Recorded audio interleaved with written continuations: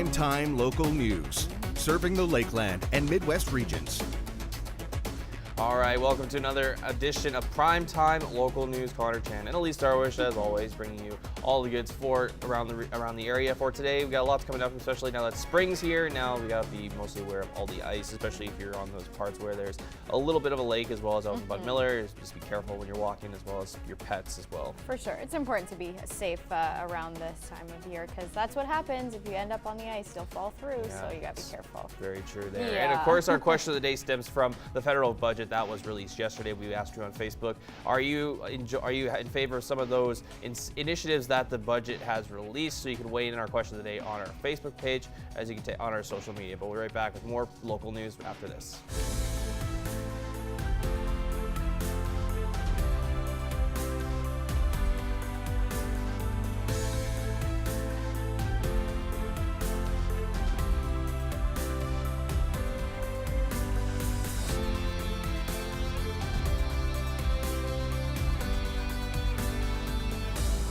With the warmer weather here in Lloydminster, the city is closing outdoor skating surfaces. At this time of the year, the conditions of the ice change daily, making it unsafe to be out on the ice. The ice starts to deteriorate really rapidly. There's a lot of factors: the vegetation around the ice, the currents, the temperature of the water. People can start looking at the shoreline. You'll start seeing the decay of the ice on the shoreline. That's a good indicator to stay off the ice. Namur also says to make sure pets and children are kept off the ice and to be careful along the shoreline. Stay off the ice. If your pet's on the ice, call 911. The appropriate emergency services will attend. The other thing is not only stay off the ice, but stay away from the shoreline, because you can slip if the body of water doesn't have a shoreline. Perhaps you'll fall down and you'll be into 3-4 feet of water. The full list of closed skating surfaces is available at the City of Lloydminster's website. And the annual Polar Bear Splash was a success again this year, raising more money than past years. The splash was raising more money for the Border City Connects, and the donations totaled $37,500. The proceeds were raised through the participants of the event, such as Mayor Albers, who achieved his fundraising goal of $15,000. The proceeds will be going towards the vans used by Border City Connects as they make over 16,000 trips per year. And this week at Lakeland College, the Indigenous Students Committee has been putting on events to celebrate Indigenous Awareness Week. Abby St. John went to the campus to check out today's event.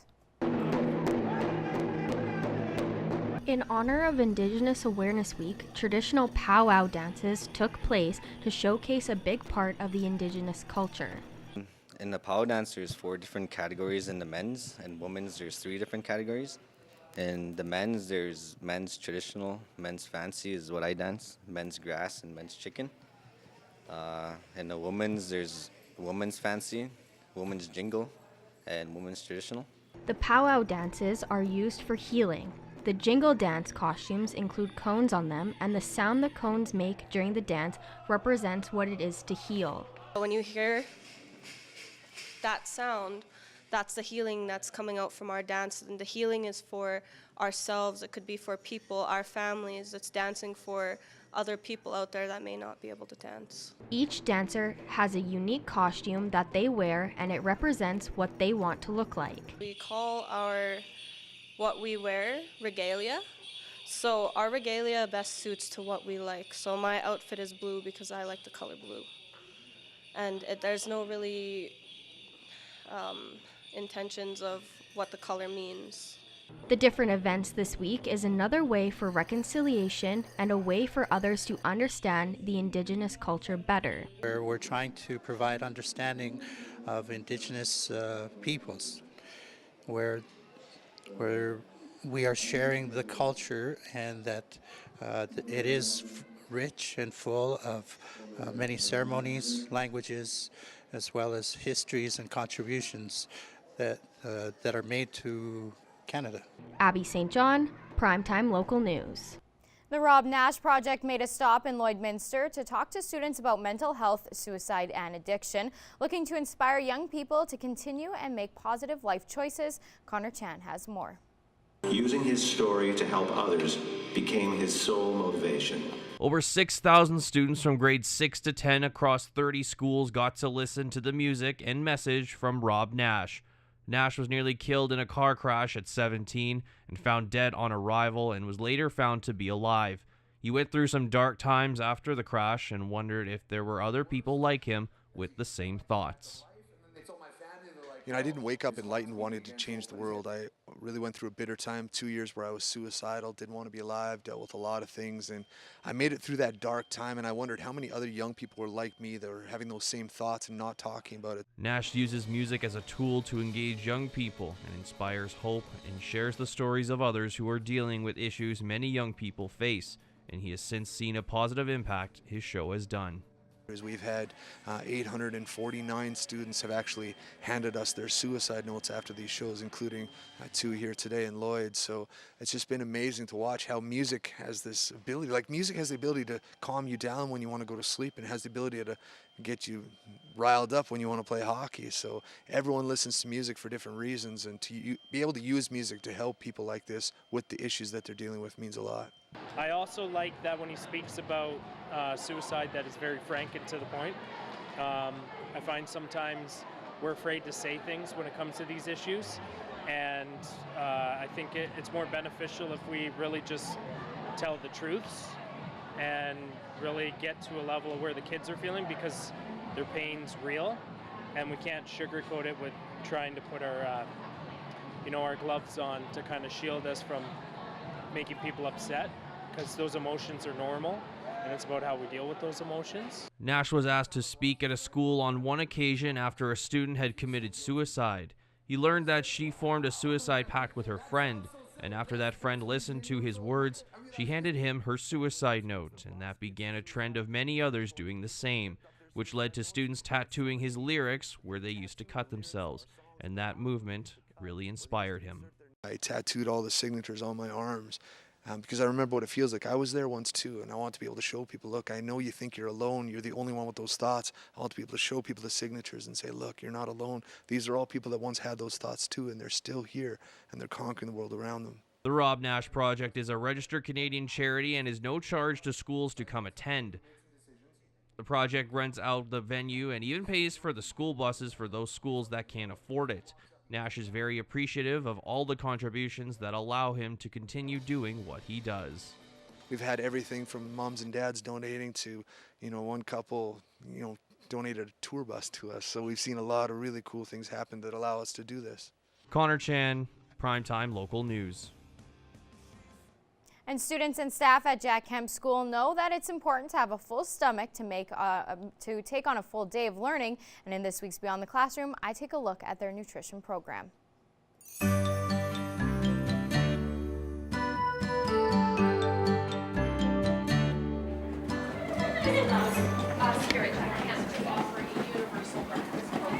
Every day at 10 a.m., grade 6 students deliver breakfast to every classroom for any student who wants the extra snack. We were dropping off bagels and cream cheese and vegetables. The two nutrition support workers prepare 450 servings on site each day to ensure that everyone has a meal to eat at school. I think it's important that we give these students an opportunity to share a meal with each other. For many of our students, they may not have the same choices available to them at home, so being able to come to school and try something they've never had before, it's a wonderful experience, and we really love to be part of that. The school wants to help end the stigma around asking for food at school or needing that extra snack to get through the day, and they will continue to have an open door policy for all students. And that's it for this week's Beyond the Classroom. Beyond the Classroom is brought to you by Lakeland College. Attend program information sessions and discover how you can take the lead at Lakeland. Schedule details at lakelandcollege.ca/info sessions. All right, take a look at your current temperatures right now. 8 degrees right now with some sunny skies and a bit of cloud coverage. We've had another gorgeous day today. So take a look at some records for this time of year. 10 degrees back in 2010, not far off from the warmest day of the year on record. Minus 27 was the coldest day on record back in 2002. So take a look at the satellite radar map. Nothing really to showcase over the next little bit here. Mostly sunny skies through most of the region, as we're going to be seeing some sunny skies and clear skies rather up until the weekend, and then next week heading into there. Might be a little bit cloudier than usual. No, a special air quality statement is currently in effect right now, but that's not anywhere for our region or anything to worry about right now. Take a look at some other current temperatures. 8 degrees currently for us, as mentioned, in Lloydminster, 13 for Cold Lake, 14 in Athabasca, 16 in Edmonton, 18 in Whitecourt, 19 for Edson, 19 as well in Jasper, 11 out in Rocky Mountain House, 8 degrees out in Red Deer, 7 for North Battleford and Prince Albert, 4 for Melfort, 8 for Saskatoon, and 10 out in Meadow Lake. So we take a look at some regional temperatures going a little more in depth.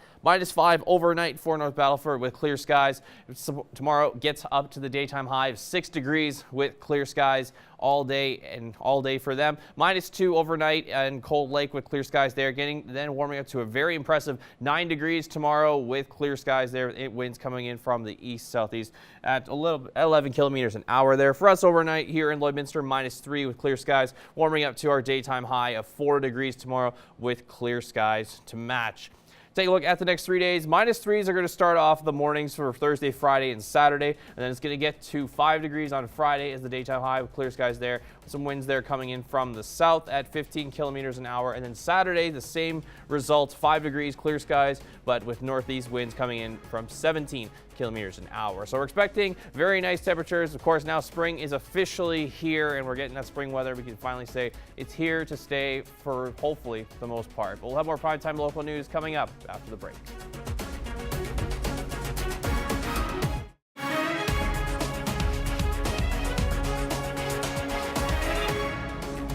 Welcome back. An egg producer is saying the food we consume is missing an important element. Gerard Lampo learns about the rationale for regenerative agriculture. From the consumer end, nutrient-dense food, right? That's what we're lacking. Steve Kenyon runs about 1,200 head of cattle on about 3,000 acres of land near Busby, Alberta. He says the job of producers is to build the soil. He practices regenerative agriculture, building from the ground up. The reason? To allow the soil to have the biodiversity that it requires to produce more nutritious food for consumers. If a strawberry is grown in soil that has been mined of all the nutrients, right? We put back in agriculture, we put back in nitrogen and phosphorus and potassium and sulfur, but we don't worry about any of the other ones, very rarely.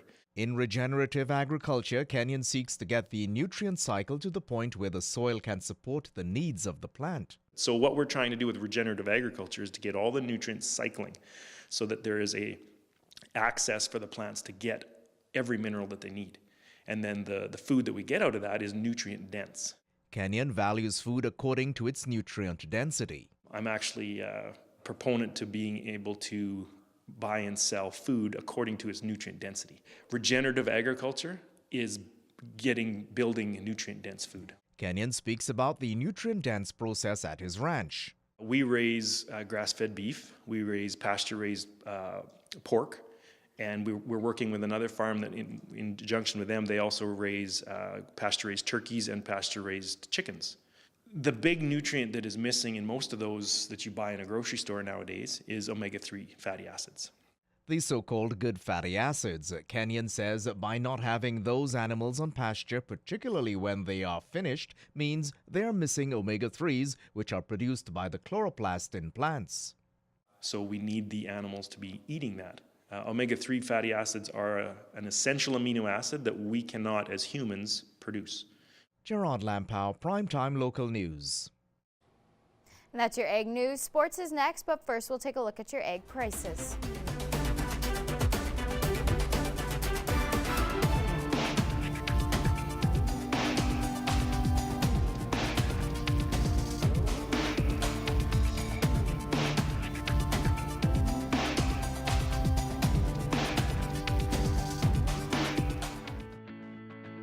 Every member of the City Centre Auto Body team has been through extensive training. We're constantly upgrading our team's education to reflect current collision repair technique.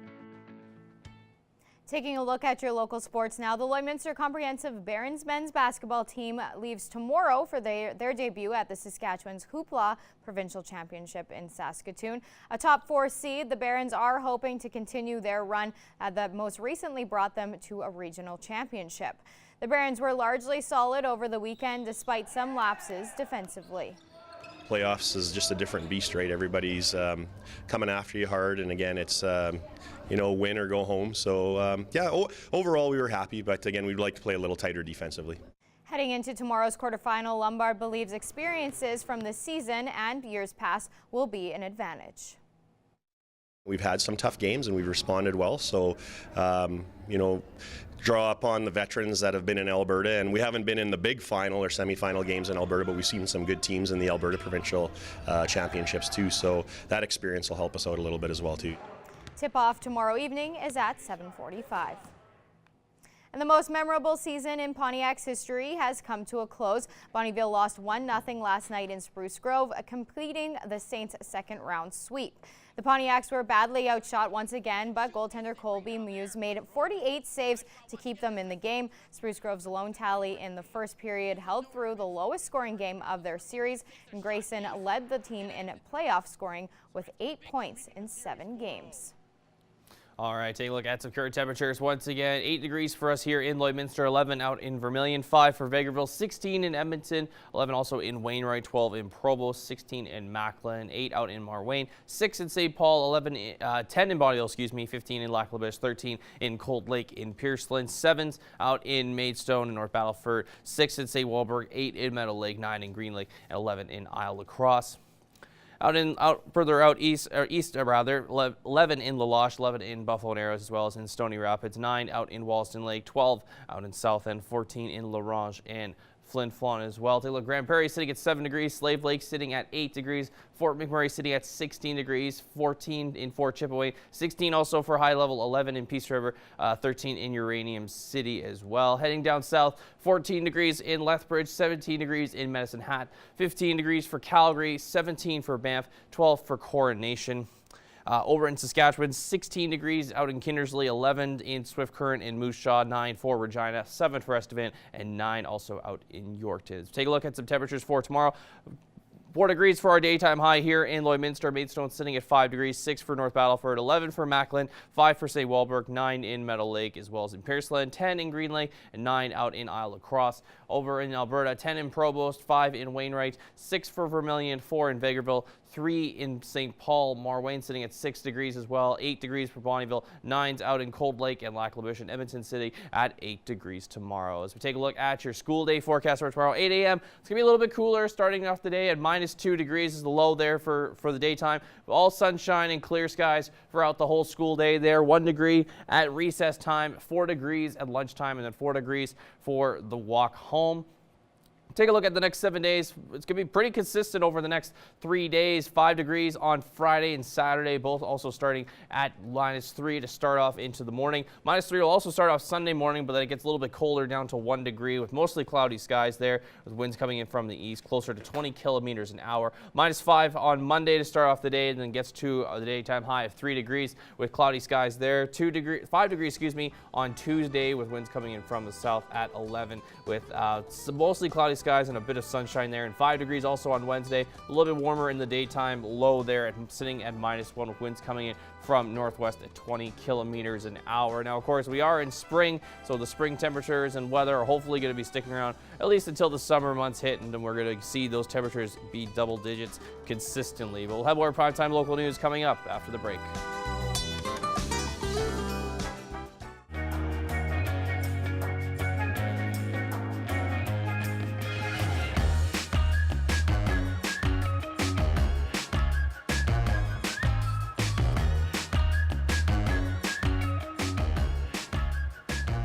All right, so with the budget being released yesterday, we asked, are you happy with some of the initiatives that are on the budget? And 92% actually said no, they are not happy. And a lot of it is geared towards millennials from the looks of it, of course, with that first-time home buyers that they're doing, and then, of course, they're lowering the interest rates for student loans after they graduate for the first 6 months. I mean, for you and I, of course, we're both millennials, and you know, especially when it comes to buying a house or having student loans, I mean, this does kind of help to an extent, really. For sure, yeah. I think when you hear it saying that they would be able to kind of help first-time homeowners, that's a big draw for a lot of people who can't afford homes or kind of see it in a different light. So I can see how that can be exciting, but you just never know what's actually going to kind of fall into place, right? It all depends too, because with that home buyer is if the total income of everyone in the house is under $120,000, then that will kick in, which is something which is true, because many people may not get that kind of salary right off the hop. Of course, they have to obviously work their way to get that one. So I mean,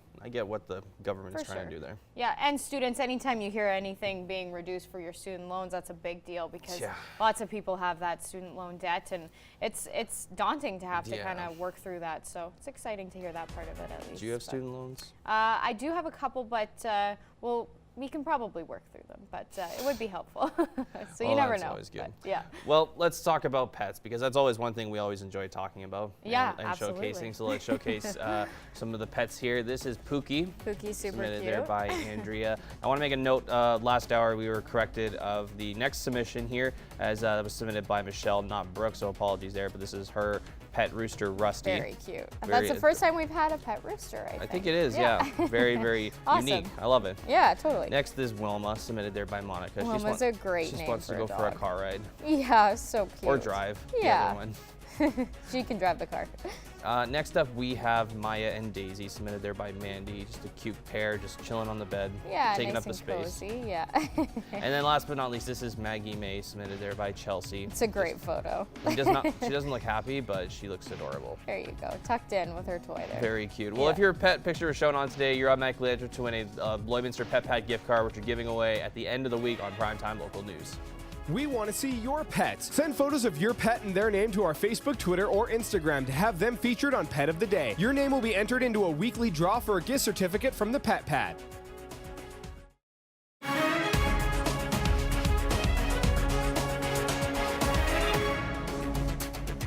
Ryan Armstrong and Stephanie Dobson are here today joining me, and we're going to be talking about the Community Legal Clinic in Lloydminster. Now, we have one that's coming up in March, but luckily, I guess it's already full, which is pretty incredible.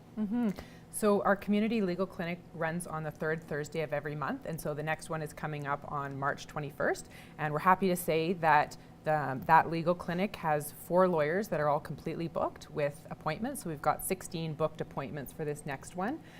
So the next legal clinic after that is on May 16th. Okay. And for the clinics that are coming up, Ryan, how do people go about getting involved to sign up? I guess, first of all, how do they know they qualify for it, and what are the type of things that can be discussed at these? So there's a phone number that we've coordinated through the Red Deer Legal Clinic. That phone number is 587-789-0727. And they call that number, they ask to be booked into the clinic, and they will be asked a series of questions, name and so forth, and the type of legal issue that they're facing. And this is for people, as you said, that are kind of in the middle of things. Either they are make too much money to qualify for legal aid, but maybe still can't afford a lawyer, is that correct? So the threshold for qualification is you have to be above the threshold for Legal Aid Alberta, but still under that the ability to pay for a privately retained lawyer. And so these appointments are half an hour long, so they're not a full retainer of a lawyer, but it really gets you some good advice just in a summary format. So it's about 30 to 45 minutes appointment. And now there are other sessions outside of this as well that you are not required to be signed up for specific bookings. It's just kind of a general session. Can you tell me about that? Yes, so we've had one on February 21st on family law, and the next one that we have coming up is on Thursday, April 18th from 5 to 7 o'clock, and that one will be on estates and wills. And do people have to, is it a good idea still to call for that, or can they just show up? They can just show up for that one. We have space for, I think, about 30 to 40 in there. We had 16 attend in February, so we had good attendance for the last one, and we expect to have good attendance again for the next one. Okay. And what's the benefit of having these clinics? Is there like a bigger goal in mind when you're having this set up, or is it basically just because there are so many people that could possibly fall through the cracks? I think that really sums it up, that last comment. There's a lot of people that are in need that could really be helped just by some brief legal advice. They don't necessarily need a full lawyer, but they need some assistance and sort of some direction on where to go. There are a lot of self-represented people, especially in family law and criminal law, that if we can be of assistance, the local lawyers are really excited to be part of this clinic and to be able to give back to the community and to really be a part of it. So it's of great benefit to be able to have the community be able to meet with lawyers on a free basis. And do you know roughly, Ryan, how many lawyers in the community would be involved, or does it just depend on what the matters are that people are looking for? Well, it is dependent on the matters that people are looking for. There is primarily a demand for family law, but there certainly are other matters, miscellaneous estates issues that sort of spin off of family or not involve the family law. There's some criminal issues, although there is greater availability of resources outside of what we provide, and certainly some civil law issues, whether it's landlord-tenant or a dispute as between neighbors or perhaps somebody owing someone else money. Okay, and once again, Stephanie, just before we wrap up here, can I get you to let me know how far in advance people need to sign up for the next one, and also the phone number, please? Okay, so the phone number is 587-789-0727. We run on the third Thursday of every month, so that's from 5 until 7 p.m. The next clinics, the one that's full is March 21st, but the next ones after that is May 16th, July 18th, and August 15th. Okay. And so we recommend that be at least a week in advance, but it is first come, first serve, and this one for March filled up very, very quickly. So it's a good idea to call as soon as possible to even book if in. you can get on a waiting list. Even if you can get on a waiting list. Okay, great. Well, thank you both for joining me today. I really appreciate it. Thank you.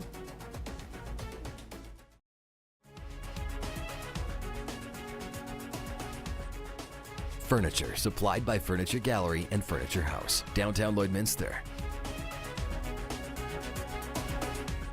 I am joined with Vanessa Matthews, owner of Crispin, a clothing store here in Lloydminster. Thank you so much for joining us today, Vanessa. Thanks for having me. No problem. You brought in a lot of good stuff, really exciting because it is that springtime summer trends that we're talking about. So do you want to just kind of start off of what the summer trends is that you're seeing heading into spring here? For sure. So one big color trend is mustard. So you're going to see that color. It's going to carry you into fall. It is a nice bright color, and I think everybody has spring fever right now, so it's time to ditch our black and gray and grab some color.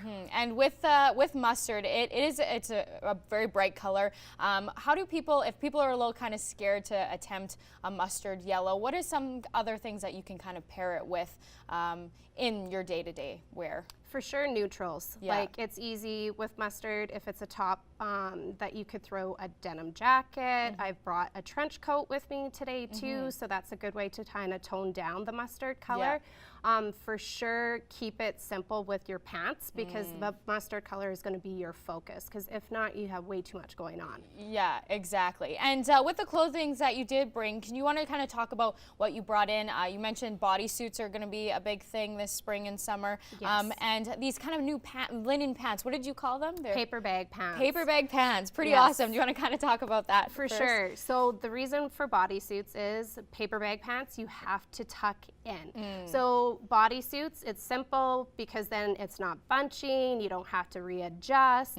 So the paper bag pants that I brought are linen, so they're going to breathe really well as the temperature rises. And again, it's another trend that is going to carry into fall. Like, paper bag is not going anywhere anytime soon. Right. And with paper bag pants, they look casual, but you can also kind of dress them up too a little bit. Totally. So yeah, if your suggestion is, say you want to kind of wear a comfortable, more light breezing pants because the weather is warmer, what can you kind of pair it with so it looks a little bit more like maybe work cash kind of look. Yep, for sure. You can do little ankle boots with it. You can throw on a blazer and accessorize. So it's an easy style that could take you to work and then also like casual for coffee too. Yeah, and then that way you can wear the pants and you don't have to wear shorts to work and you feel kind of still comfortable. Right, Yeah, exactly. for sure.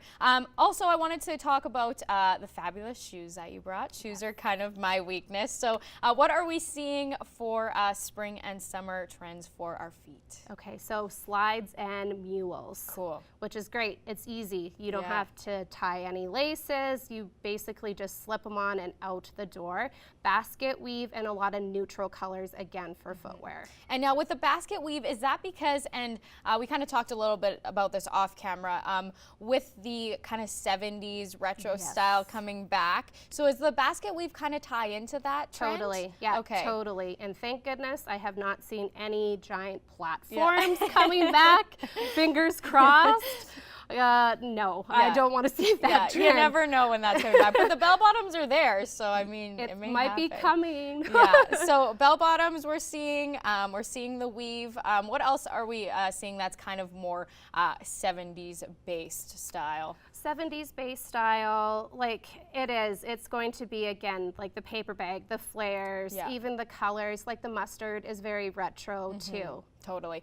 So my last question to you is maybe someone who maybe wants to try the new trends, but is a little scared, don't want to jump in fully. What's kind of your suggestion when you want to kind of start looking at those new trends and just giving them a try? What is your kind of go-to suggestion for people who are shopping trends? For sure, the nice thing, come into the store, try it, and my thoughts are something on a budget. You don't want to go and spend a lot of money on a trend because A, what happens if you don't like it? B, what happens if it's a short trend and you spent a small little fortune on something that you can only wear for one season? Totally. Yeah, that's for sure. Good advice. Well, thank you so much for coming in today, Vanessa. Thank you. We appreciate it. Thanks for bringing all this great stuff. And if you're looking for spring trends, definitely head to Crispin because they've got all your good go-to stuff. So thanks again for coming in. Thank you. All right, taking a look at your 7-day forecast one last time. 4 degrees tomorrow for us, very clear skies, as well as the same results on Friday, Saturday. All 3 days they're sitting at -3 to start off in the morning. 5 degrees on Friday, 5 degrees on Saturday. It's a little bit cooler at 1 degree on Monday with cloudy skies there. 3 degrees, a little bit warmer on Monday, but still the result, same results on Sunday, cloudy skies. 5 degrees on Tuesday with a bit of sunshine and mostly cloud coverage, and 5 degrees on Wednesday with cloudy skies. All right, and that's going to do it for us here on Primetime Local News. Thanks for watching. We'll see you again tomorrow.